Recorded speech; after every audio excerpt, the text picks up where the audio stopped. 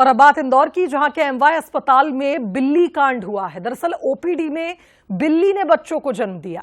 HIV ward जहां पर खुलेआम बिल्लियां घूम रही थीं और इस बीच एक बिल्ली ने बच्चों को जन्म दिया ओपीडी के अंदर। मेडिसिन रूम में गंदगी फैलने के आरोप यहां लगाए गए हैं मरीजों द्वारा, जहां मुफ्त दवाओं के खराब होने की आशंका भी जताई जा रही है।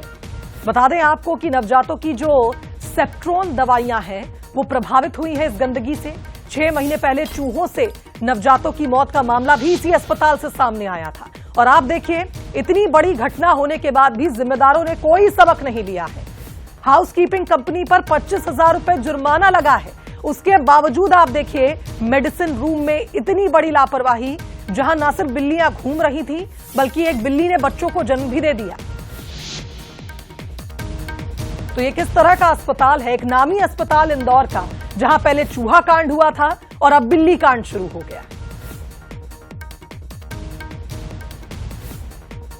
तो बंसल न्यूज के कुछ सुलगते सवाल हैं इस पूरी घटना पर। पहला सवाल तो यही है कि क्या अस्पताल में बेसिक सिक्योरिटी नहीं है?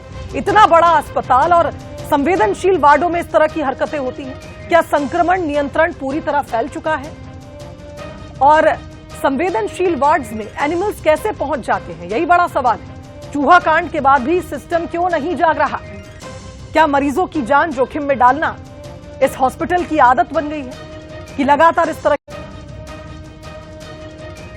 सहयोगी पीयूष का रुख करेंगे, हमारे साथ इस खबर पर जुड़ रहे हैं। पीयूष, पहले चूहों के द्वारा नवजातों की मौत हो जाती है उनके हमले से, और अब बिल्ली बच्चे दे रही है। किस तरह की यहां पर सुविधाएं हैं, क्या व्यवस्था है एमवाय अस्पताल में?